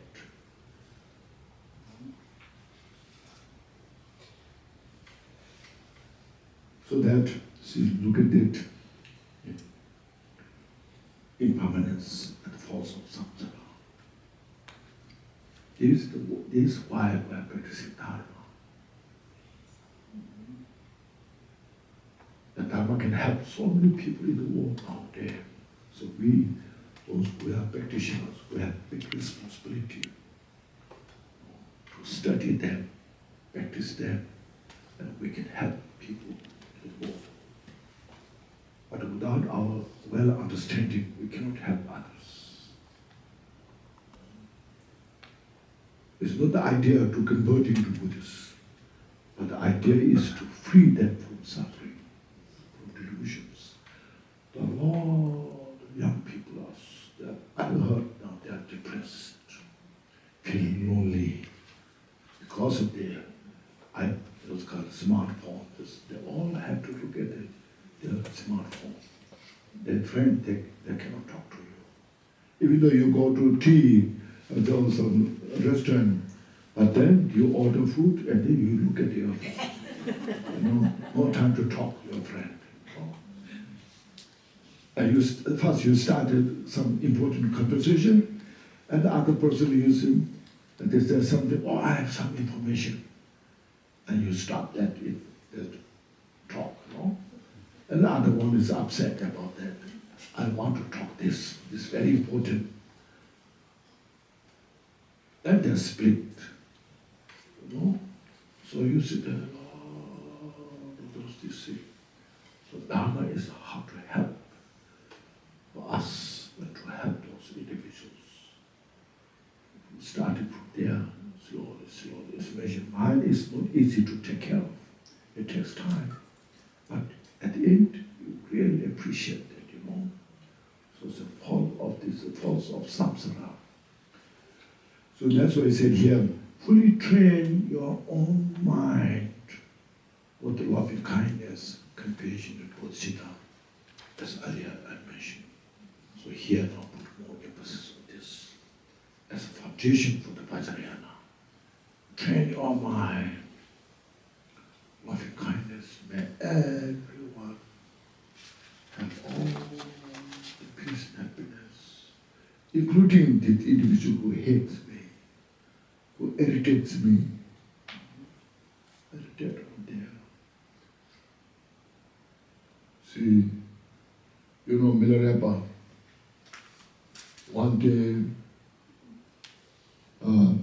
the sky was so bright, the sunshine is so clear, and he came out from his cave and sat on the water, and he gazed all sentient beings, and there he meditated on the loving kindness.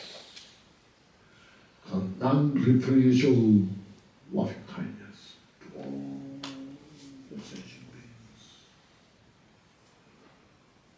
he was meditating on that, then he heard a sound. A dog was barking.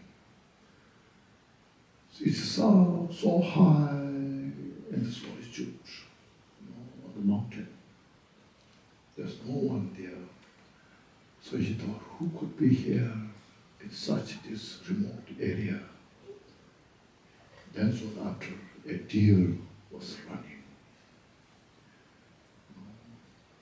running so hard to each hair producing water, purse, so it's full of fear.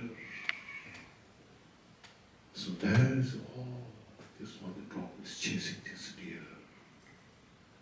And the deer saw Milarepa because of his total power of the loving kindness. The deer was just directly rushed towards Milarepa. Felt so kind of great peace there.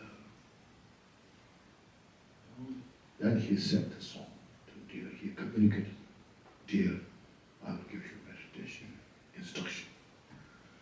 And soon after that, the dog just appeared, showing a long tongue, looking where the deer is. With a lot of fear, the deer may lose any time. And then the dog saw the deer in Milarepa, and all the anguish of the dog disappeared. And it felt so peaceful. And sit next to Milarepa, you see. And Milarepa's loving kindness. See, even those animals he can communicate and help, you see. Those are such highly accomplished practitioner, perfected the practice. So we follow that path, we can do something for ourselves, because we get the benefit. Then we can help others. So this is a practice of loving kindness, compassion. It's not just a word, just as mentioned, bring into your heart. Breathe in all Buddha's loving kindness into you and permeate your mind and body. Bring in Buddha's compassion into you and all our mental afflictions purify. We embody loving kindness and compassion. And with that, as mentioned, we cultivate bodhicitta. Now I want to attain Buddhahood for the benefit of all sentient beings. And I want to practice Dharma with an action bodhicitta. And this is the best offering to Buddha. Okay? Buddha will please by this, nothing else. We make water offering, flower offering. Buddha won't come here, drink your water, take your flower and bring the incense, But for our benefit, we make offering to Buddha. For our accumulation of merit, we do these things. But this practice of bodhicitta, loving kindness, compassion, that would really please the Buddha. Totally. Buddha is omniscient. There's not just one Buddha. There's countless Buddhas. So meditate on those. Okay? Okay, anybody has any questions? Rinpoche, there is one question in the Zoom. It says the current human lifespan. In Zoom, it says currently human's lifespan is very short. Then Sometimes short, sometimes long. Yeah.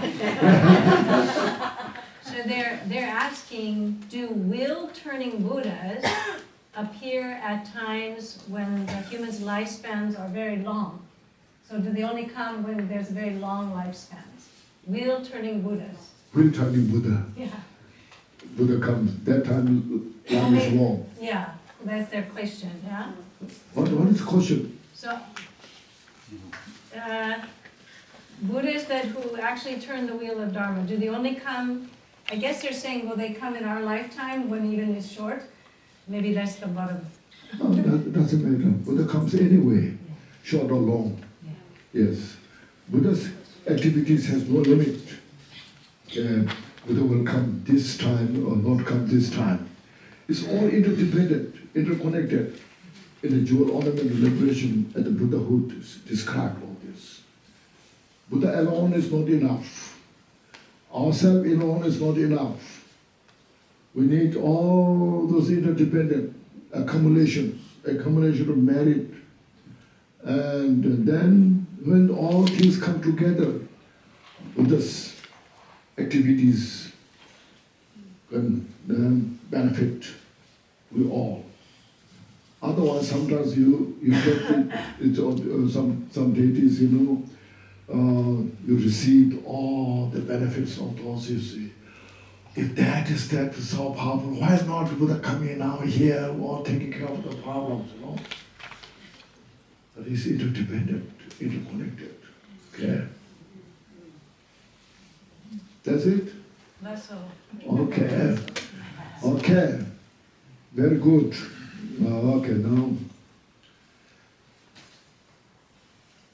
I say some dedication prayers. Yes. So, page 224 in the book, please.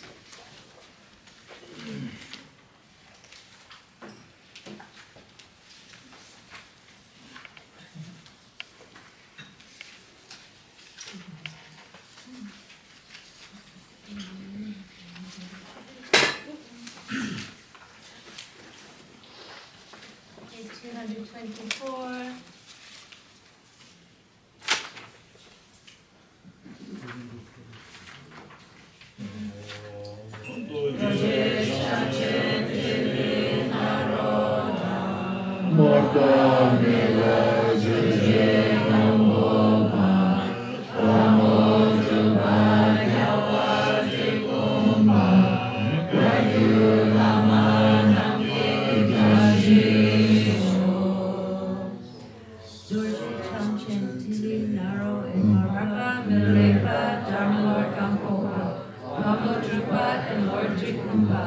May we have the good fortune of all the Kagyu Lamas.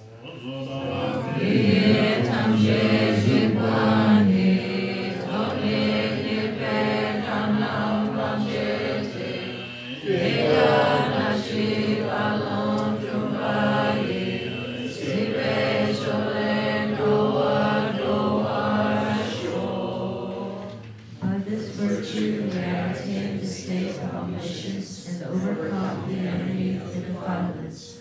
May I liberate all beings from the ocean of existence with the turbulent waves of birth, age, sickness, and death.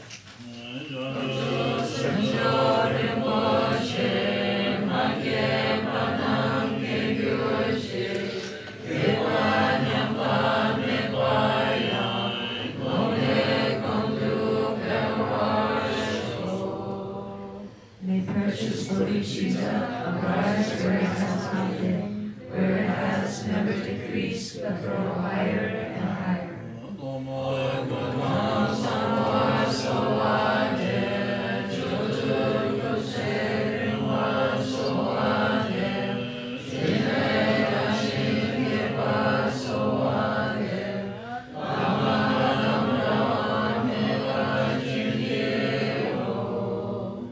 I pray the Lama has perfect health. I pray the Lama has a long life. I pray all activities flourish. Bless me to not part from the Lama.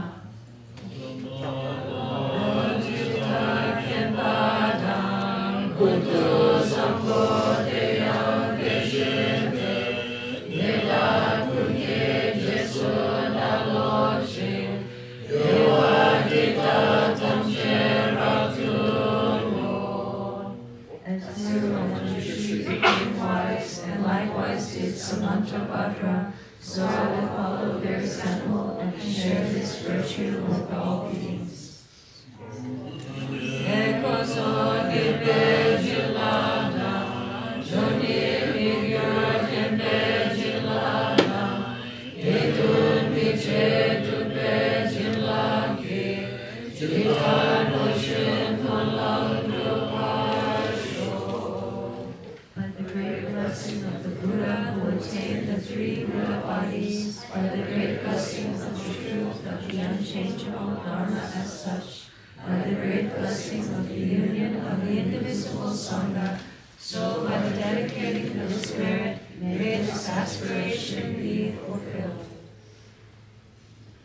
Bode Tamjeki, Dusam Dusavaram, Yobege Westavagi, Dharan Sanchen Tamchen Dudulana Meba, Yadabasope Chanchur, Rinpoche Tovarushi. By the virtues collected in the three times by myself and all beings in all samsara and nirvana, and by the innate root of virtue, may I and all sentient beings quickly attain unsurpassed, perfect, complete, and precious enlightenment.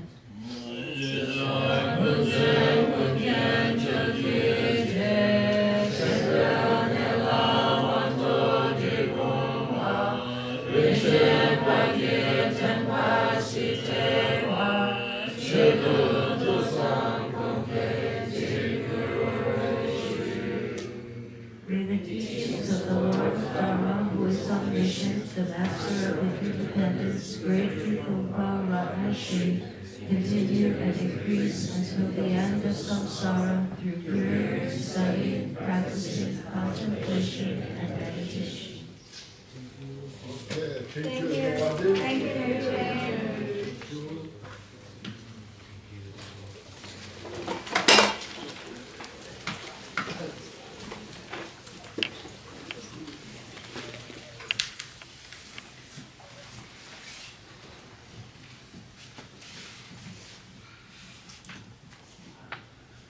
Good night, everybody.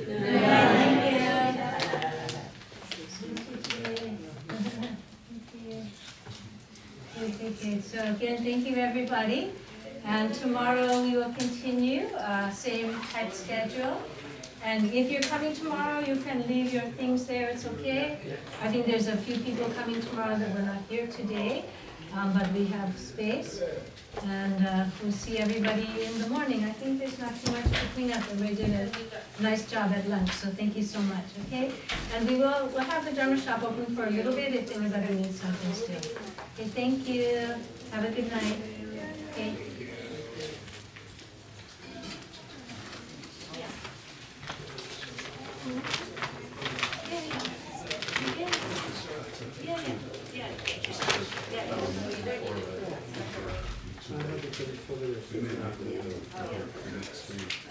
I think we, Yeah. I